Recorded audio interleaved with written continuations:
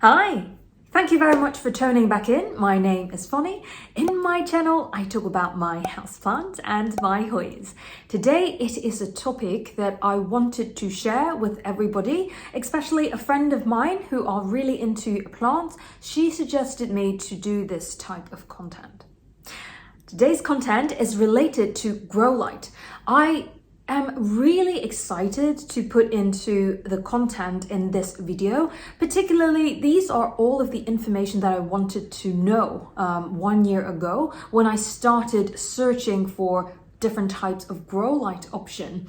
It wasn't the easiest thing for me to do because there are so many different content on YouTube and also so many different terminology that comes into selection of a particular grow light. And all of these questions that I have last year, I am pretty happy that I managed to answer 20% of it. But in this video, I would like to share everything that I know that would explain the terminology and the understanding of grow light a little bit more. So hopefully by the end of this video, it would be helpful for you to select your grow light that suits your particular environment the best. If you have a particular question after this video or during this video, don't forget to drop your comment down below and we can discuss further. If you have any specific grow tip and use of grow light that you would like to share with the community, please don't be shy to leave your comment down below so everybody can learn from each other. So let's start off with the structure of today's video.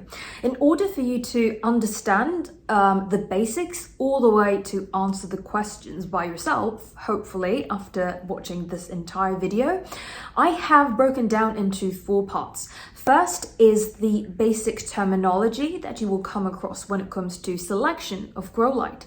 Second is the usage of grow light. Thirdly is the application of the grow light, and fourthly is my experience of using grow light in different kinds of Hoya. So all of these 4 parts of content will be very helpful, hopefully, to answer your questions, especially if you are entering into the autumn and winter season.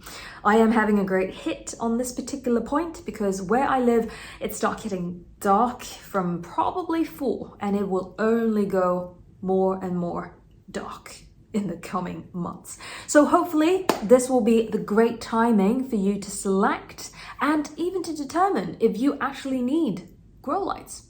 So start off with the first part, the common terminology that you probably will come across when you are selecting grow light. First is PAR. The PAR is a value showing the waveband of light that plants are using for photosynthesis. However, in order to measure the amount of light that goes to plants for photosynthesis, you also need to understand PPFD. PPFD is measuring the intensity of PAR absorbing or used within 1 square meter. So what you could translate when you're looking into this pretty technical numbers or terminology is probably the higher PPFD, the better. However, PPFD also differs significantly when it comes to the distance between the grow light and the plant itself. It could be super high PPFD, could be all the way up to 500 to 600 PPFD if it's like 6 inches beneath. However, if you pull it downwards, the PPFD will significantly reduce the intensity, and that means that your plant did not actually get as much light as it is advertised. So it really depends on how far you place your plant. Apparently, the closer the plant is underneath the grow light, the more PPFD that the plant can actually obtain. The third terminology is lumen. Lumen is a little bit different than PPFD, even though lumen could also be describing the intensity of light. However, this intensity of light referring to visible light to human eyes. And what does a higher lumen means? A higher lumen means the light is brighter in humans' eyes perspective.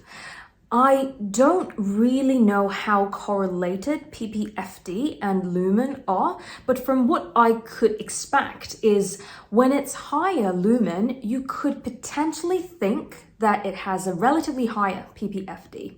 The fourth terminology is Kelvin. Kelvin demonstrate the warmthness of light. A lower Kelvin means a warmer tone. A higher Kelvin means a colder tone. It could range between 2000 to 8000. That's most of the time how the grow light could range in between.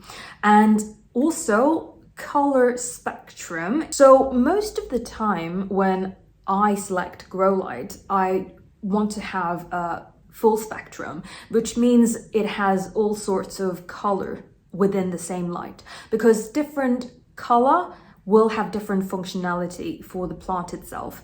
And for me, I don't really like my home to look like a disco bar. I just want my home to look warm, and also plants will be satisfied with the light setup. And the last terminology, it's watts. For me, it doesn't really matter as much before the energy crisis. However, the lower the watt is, it means the less electricity that it will consume in order to turn on the light.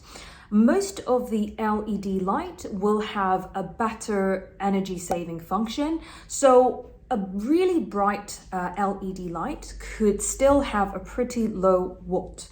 So these are the terminology that I find helpful to know when it comes to selection of grow light. Of course, there are more terminology and detail that you can look into when it comes to the description of the grow light, but these terminology, as I just explained, will probably impact the selection of grow light, depend on the need of your environment. Then we move on to the second part, the purpose of grow light. A quick question would be, could one single grow light fits all of the purposes that you would like to provide to a plant? The answer is unfortunately no. I have listed out 4 scenarios of different application of grow light, and hopefully your need will be one of the scenarios that I am sharing right now. If you have additional scenarios that you would like to discuss further, don't forget to leave your comment down below and we can learn from each other and try to figure out the answer. The first scenario is cutting. Second, established plant. Thirdly, flowering purpose. Fourthly, sun stressing purpose. Now these flowering and sun stressing are typically for Hoyas. So starting off with the first part, cuttings. Regardless of what type of cuttings, we can talk about philodendron cuttings, monstera cuttings, of course, Hoya cuttings. For cuttings, in my experience, I do not provide very high intensity grow light to the plant. Some of the YouTubers or some of the collectors that I know, particularly for Hoya collectors, they don't even add additional grow light for the cuttings in their prop box. What people normally do is to put the cutting in the prop box and then having a very strong light on the very, very top, maybe could be 1 meter above, having a light there, and then just to have the cutting in a comfortable high humidity environment. So this is what I also do. I do use grow light for my cutting, but a very medium intensity of light. And what do I mean by medium intensity? I can show you the figures over here, so then you could refer to my definition of medium grow light.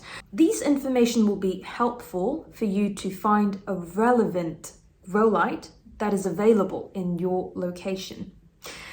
Then we move on to another part, which is mature plants. Of course, mature plants could be different genre. It could be philodendron, a mature plant, could be monstera mature plant, syngonium mature plant, or Hoya mature plant. For this video, I'm going to focus more on Hoya because I have a little bit more experience in Hoya than the rest of the genre. But of course, if you have specific questions outside of Hoya, you can definitely ask and we can discuss further in the comment box down below. Now, let's talk about Hoya mature plant. How much light could you give to a mature Hoya? Most of the Hoya would like to have higher intensity of light. However, there are more than 800 different types of Hoya, even thousands if you include crossbreed Hoyas. So Hoyas really depends on the nature of the leaf itself, but I'm going to explain more in detail in the third section of this video when it comes to different impact towards Hoyas when it comes to the intensity of light. So let's stick with this particular area. We're talking about mature forms of plant. Generally, mature forms of plant will be happy to receive higher intensity of light compared to the time when they're still cutting. And the mature plants could have a higher intensity, and I will list out the detail over here for what I meant by high intensity. One more time, I need to stress out, this is for Hoyas, not for the rest of genre. All right, then the third scenario is flowering. For Hoyas particularly, 90% of the time, I would say higher light intensity and duration of light will increase the flowering probability. Most of the Hoya doesn't really need to be in a mature form to form bud or peduncle, as long as the plant has developed enough roots and receive, which is the most important element in my opinion, high intensity of light. It is more likely for the plant to either form peduncle or form buds in the existing peduncle. So this is a scenario that I would say higher light will encourage flowering. Now the fourth scenario is sun stressing. This is very direct translation, because if you want the Hoya to be sun stressed, particularly for the ones that is having thicker leaves, that has the ability to sun stress and change the color to either dark purple, dark red, or pinkish color for the variegated Hoyas, then I would say higher intensity of light will promote a high intensity of sun stressing for your Hoyas. Okay, I hope you have followed the terminology in the first one, which talks about PAR, PPFD, Kelvin and lumen and color spectrum, and also for watts. And also the second part that I mentioned is different scenarios of choosing different types of grow lights. Now the third part will be the application of grow light. Application means that how far you place the grow light compared to the plant you have. Of course, the closer the grow light is towards the plant, the more PPFD that it will provide for the plant to increase the speed of photosynthesis. And the further that you place, the less PPFD the plant will receive. Generally, I do not recommend to have plants this close to the grow light, even if the grow light is not too intense. There will still have some potential heat that could harm the plant. Obviously for LED lights it has much less opportunity to have a heating problem, but still, like this, I would say 10 centimeters is too close. I would say generally this would be the best distance. This is around 25 to 30 centimeters distance, I would say. And definitely you should refer to the product of the grow light. They should have some information telling you how far the plant should be placed in order to receive a certain amount of PPFD. Another part that related to application is the duration that you use the grow light for. Of course, the less intense grow light could have a longer period of time that you have it on top of the plant. But for me, because I have a really strong grow light in my Meelsbo cabinet, you can check out my Meelsbo cabinet setup if you want to learn more about how it looks like. You can check out in that video. But generally, when I have this really high intensity grow light, I only open it for 7 to 8 hours. What I did is to have it on from 7 a.m. to 11 a.m. and then turn it off during 11 to 2 or 3 p.m. And then from 3 p.m. or 2 p.m. I switch it on until 6 p.m. and everything is switched off by 6 p.m. The reason why I did that is because, unfortunately, even though the Spider Farm grow light that I purchased is really good, it does not have the functionality of a dimmable. So what happened is it gets too much for too long. So the only thing that I can tweak it, instead of like chucking it away and buy another one that could be dimmable, is to reduce the duration of light exposure to the plant. Hopefully this could be one of the tips for you if you have a really good light, but it's not dimmable, unfortunately. Then we move on to the fourth part, which potentially is what all of you will be interested. My experience of using grow light for Hoyas. Now, the first important question for you to ask yourself is how to determine which grow light to use for your Hoyas. The first most important determinant that I concluded is it depends on the nature of the leaf. This could be relatively generalized because I know it also depends on the original habitat of the specific Hoya that you obtained. However, most of the time these Hoyas are nurtured in nurseries already, so potentially they don't stay in the natural environment right before you obtained it. So likely the plant that you obtained is already acclimated to the nursery's condition. So in that perspective, I'm not going to go into the natural habitat of Hoya to be one of the determinant, but I rather would be more practical for your particular Hoya, is to look at the nature of the leaf shape.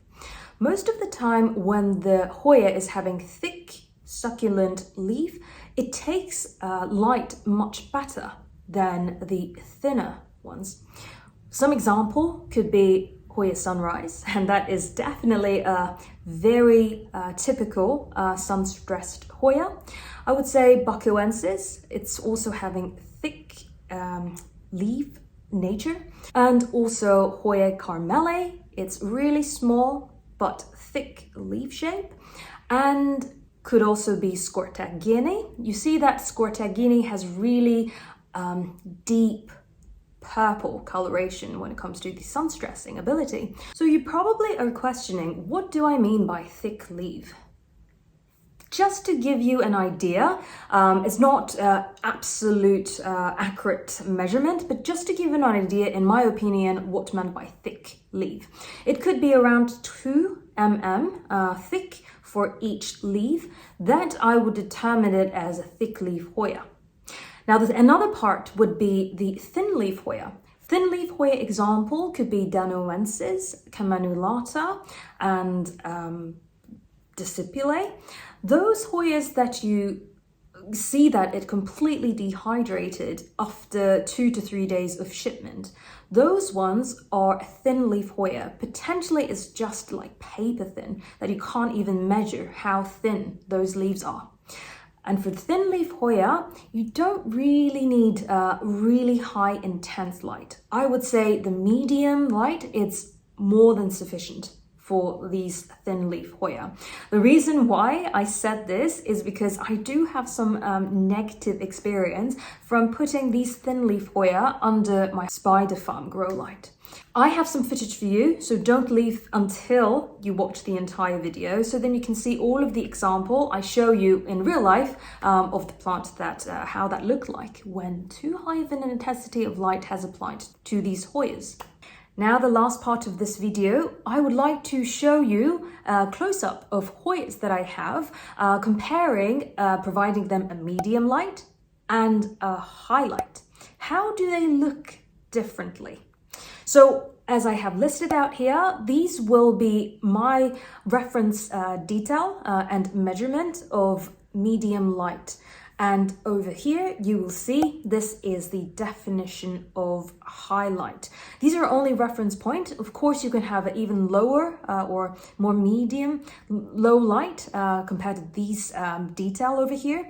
But I also want to show you just for reference, not just like talking into the air, medium light and highlight. I want to show you specific content and detail that you could refer to. And it also could be a much easier reference point to you for you to know what is meant by medium and highlight. So in this particular session, I will show you the light will impact the leaf form significantly. It could be impact the leaf size. In my experience, higher light, smaller leaf size. Second, leaf thickness. In my experience, higher light, thicker leaf. Thirdly, leaf coloration. In my experience, higher light, lighter leaf coloration. Fourthly, the vein pattern. In my experience, higher light, deeper and more prominent veining condition. Fifth, degree of burnt. Unfortunately, I do have some example that I could show you. When you give the plant too high intensity of light, you will actually burn your plant, even though the plant has the ability to sun stress. If the light is too direct and too much for the plant, you will potentially burn the leaf, unfortunately. So higher light, higher probability to burn your plants. Sixth point is the growth speed. Most of the time there is a sweet spot. Of course, it depends on Hoyas, it depends on the condition that you're providing them. Generally, if you provide the appropriate amount of light, when it reaches that sweet spot, higher the amount of PPFD that you provide to a plant, the quicker the plant will grow. However, if you provide too much, it will actually harm the plant and it will potentially destroy the leaf's tissue. So this is one of the reasons why your plant could be burnt if you provide too high of an intensity. So in other words, if you reach beyond that threshold, the plant will potentially stop growing if you provide too high of a light. That's in my experience. Last part will be the flowering probability. As I mentioned earlier, 90% of Hoyas, the higher light that you provide, the higher likelihood that it will flower, regardless it is a cutting or a mature plant. Of course, some of the species also depends on maturity, but most of them, 90% of them, in my experience, as long as you provide a high intensity of light, that is below the threshold, likely the plant will flower quicker. So let's have a quick close-up look of the example that I show you, comparing my Hoyas in a medium light condition and a high light condition. And you could see how all of these factors that I just explained to you could actually show in real life in Hoyas. This one over here is the sample of different leaf size and thickness. This is Hoya Bakoensis. If you can tell, I'll give you 1 second, which one is in the room environment without additional light. This one on the left or this one on the right? If you follow closely, that's right. This one over here is the one that is in the room environment, which immediately shows the stark contrast between the leaf size. As you can see over here, this is much larger than the one on the right hand side. The reason is because it have less intense light into the leaf on a constant duration.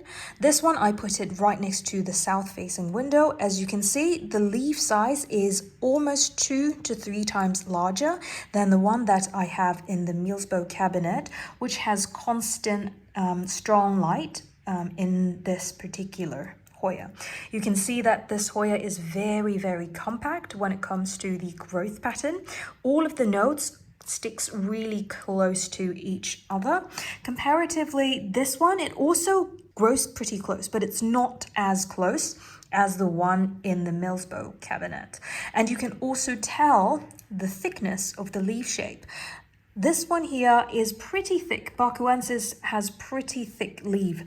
However, if you look into this one over here, I could tell you that this one feels twice the thickness of this one over here, which is grown in a room environment with less sunlight.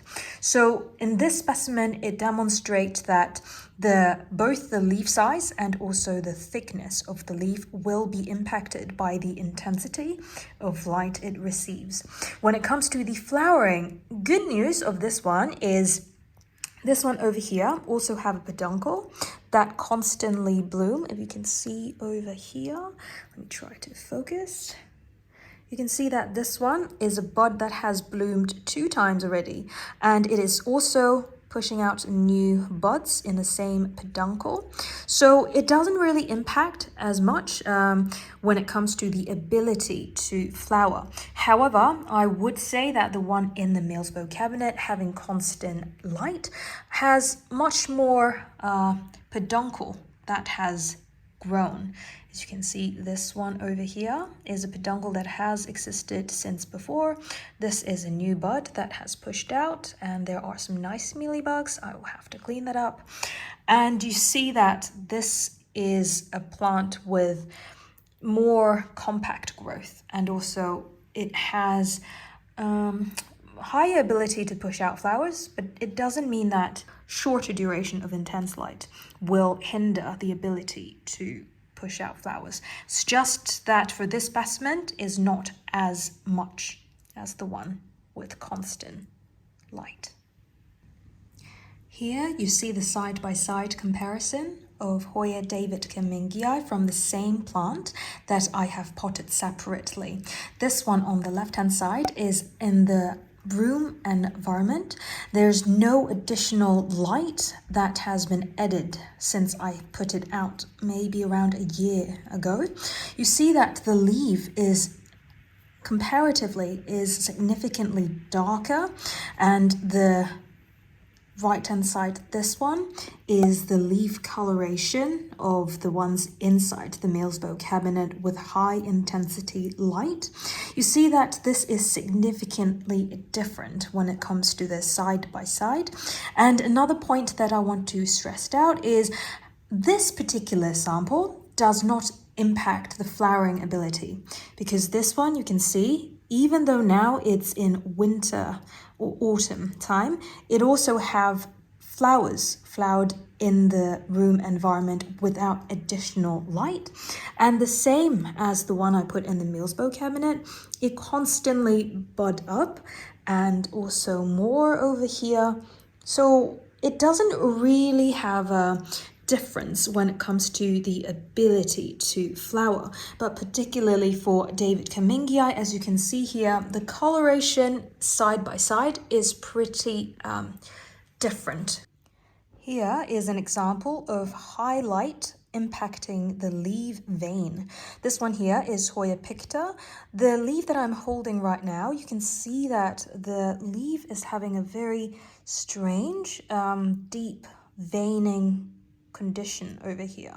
You can see that the surface on the leaf is very uneven, and also the vein is very obvious, and this one as well. These leaves has grown under the condition when I put it just directly under the spider farm grow light. And I recognize that a new leaf pushed out very deep in veining. I know somebody will think it's really nice, and I also think at a certain degree it looks really special. But for me, I want to make sure that the plant can grow healthily. So what I did is I placed it in a further away from the grow light, and these ones below are the result.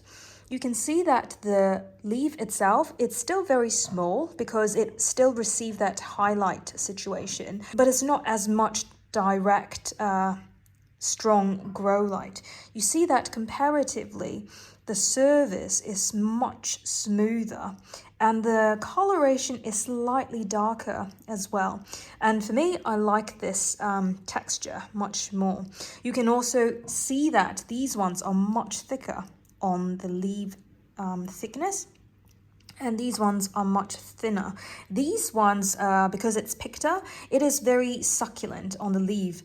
However, compared to these two, you can already see how different it is when it comes to the thickness of each tiny small leaf. This one here is Hoya Mappigera. This one could demonstrate the highlight impact towards thin leaf Hoya, particularly for those ones that has slightly larger leaf as well. Here you can see that the vein of the leaf that grows under high light has this super prominent veining underneath, and also the splash is much more silver under the highlight. You can see that the newest leaf here has that intense veining. Except from that, it also grows much lighter when it comes to the coloration. This one at the back is the original leaf that I got from Emily. It is much darker in the green coloration, and these ones, it is in a much higher light condition. The coloration is very light, and I am actually going to remove it from my meals bow cabinet because I prefer the plant to look darker in the leaf instead of too much stress, I would say. But this is not impacted for the growth because you can still see that the tip there is pushing out a new sets of leaf. So this is an example of how light could impact both the veining and also the coloration of thin leaf Hoya. This one here is another example of thin leaf Hoya, how highlight could impact the leaf growth pattern. This one here is Hoya Decipulae. This is a Hoya that I only have this naked stem left, and these two new arc that pushed out is after intense care, and it managed to survive. However, because I put this one in the meals bow cabinet, you see that the leaf itself is relatively small compared to the normal size of Decipulae. It also impacted the coloration. It actually have bleached the new leaf, as you can see here, and the new leaf is very small. You can also see that there are peduncles that pushed out on the side, two peduncle on the two parts. This one here, I will also remove it from the highlight condition. Not that it's not growing, but it is not very healthy when it comes to thin leaf Hoya under intense highlight for a long period of time, because in the end of the day, you just want the Hoya to grow healthily. But to me, in my experience or in my observation, this is a little bit too much. It's not really healthy when it's this bleached. So there you go, another example of the lighter coloration highlight could give to thin leaf Hoyas. This one here is an example of burnt leaf, unfortunately. Under the highlight of Spider Farm, it is very nice when it comes to the growth speed to a certain point. However, the ones that is very close to the grow light with high intensity, this happened. This one here is, you could say, is sun stress, but I would more say that it is burnt, because the leaf here, supposedly it is more white, variegated, because this one is Hoya Walliniana. Generally, Walliniana variegated has a much more density when it comes to the white portion on the leaf. This one below, you can see that the white looks healthy, but this one, the white portion here, didn't really have any protection over the direct light. That's why you can see this deep purple. Doesn't look too healthy in my opinion, because it looks like this part is burnt. And this is also an example of kind of sun-stressed variegated part of the leaf. It looks nice when it's mild, but when it's too much, it turns out to be even a little bit deformed on the leaf shape itself. Comparatively, these ones grow in a less highlight condition. It is still in my Meals bow cabinet, but I put it a little bit away from the grow light. So here you can see that the leaf is mainly white, just a teeny tiny bit of green on the edge. I love Walliniana because it just has so many layers of coloration, and as you can see, the backside of the leaf is even more impressive because it has that kind of green splash and slight purple undertone. But as you can see, comparatively, these two leaves, which one would you prefer? I prefer the one on the left-hand side instead of the two burnt ones over here. You can see that the coloration is, it seems like you got a bruise in the leaf. So these ones, I can't turn it back, the coloration, and I don't really have too much space to put it away from the grow light too much. So then these ones, I still have quite highlight over these leaves, but for the ones that hang down, these ones are a lot more away from the grow light, and it is doing super nice. On the other hand, this one is a great example of how strong grow light can make your Hoya look very attractive. This one here is Hoya Noona yellow. I believe the reason why this could receive much more light, it could be because of the parent of this plant. I believe the parent of this plant is Davidcummingii and Hoya.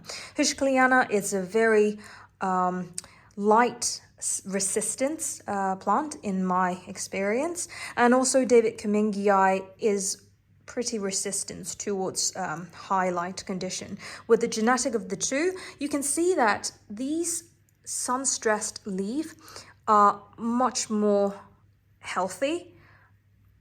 While what meant by healthy is that it doesn't look like it is impacting first the growth, second is how it looks like.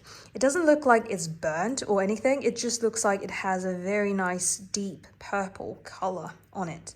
You can see that this one as well. So with regard to this specimen, it is a very nice example to show you that a higher light condition will make the leaves look more purple, and in a way that is not killing or harming your plant.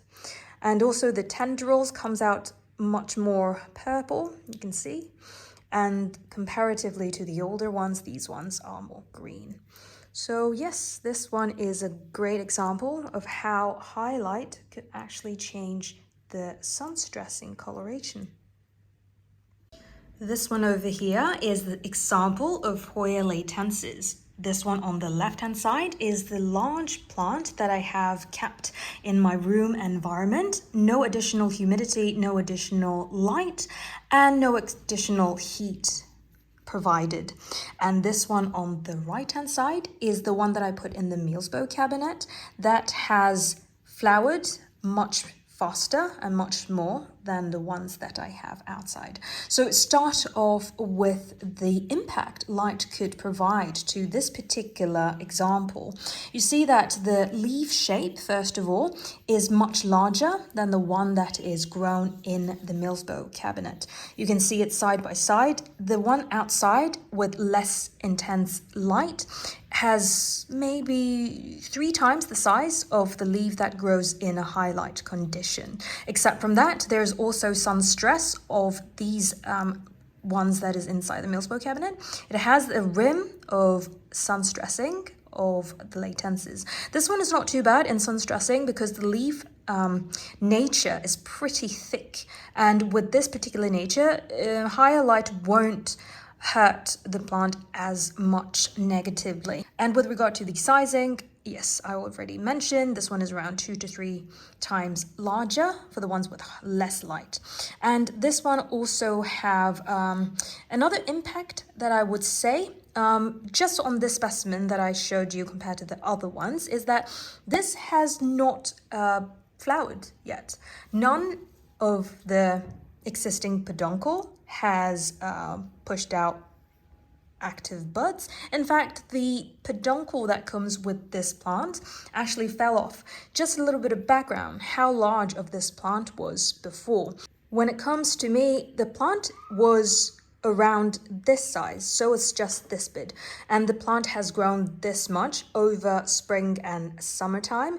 This is probably 3-4 times the size when I have potted it in this lechuza pot. And same as this one supposed it started with 2 or 3 cuttings in this particular pot, and just within 1 season of growth it has exploded, the pot. But as I mentioned, the very significant deviation or difference that I've noted between the lower light and higher light is this one didn't flower at all, not even pushing out a new peduncle. The existing peduncle actually all fell off. So I would say for Leytensis in my specimen, the light definitely encourages flowering, because this one, as you can see, also referring to my blooming series of Hoya Leytensis, this has a lot of peduncle. You can see this one over here, this one over here, and then there is more growing over there, and there's another one opening very, very soon, as you can see in the close up. So there are so many buds, peduncle, that has grown in this much smaller Hoya, much smaller Hoya Leytensis. And yeah, this one I would say for Hoya Leytensis, higher light produce more flower than the ones that I don't have additional light on. I hope you enjoyed the content of all of the detailed breakdown that I have showed you. The full section that I want to explain, firstly, the terminology that you need potentially to know when it comes to selection of grow light. Second is the purpose of grow light. Thirdly is the application of the grow light. Fourthly is how I experience grow light with Hoya. And particularly I showed you how it actually looked like when you give the plant too much light compared to medium light. Hopefully this video is helpful for you to deduce your own conclusion based on the understanding of terminology and also the things that I have explained. It really depends, right? Every time when people say that, how do I use grow light? A lot of time it's like, it depends. But this "it depends" is something that you could further illustrate and further deduce based on different factors that I explained to you in this video. If you still have questions over grow light on Hoyas or even other plants, I do have other experience of different grow light for philodendrons and monstera, for example. You can leave your comment down below. However, hopefully you like this video. If you do and you would like to support me to produce similar content in the future, don't forget to hit that like button and share this video with your friends. And if you have not subscribed to my channel yet, I would really appreciate for you to subscribe to my channel. So hopefully within this year I can reach 2,000 subscribers, which is my goal. Hopefully this could be achieved. Well, until next time, I wish everyone is having a great day, and I'll see you in the next one. Bye!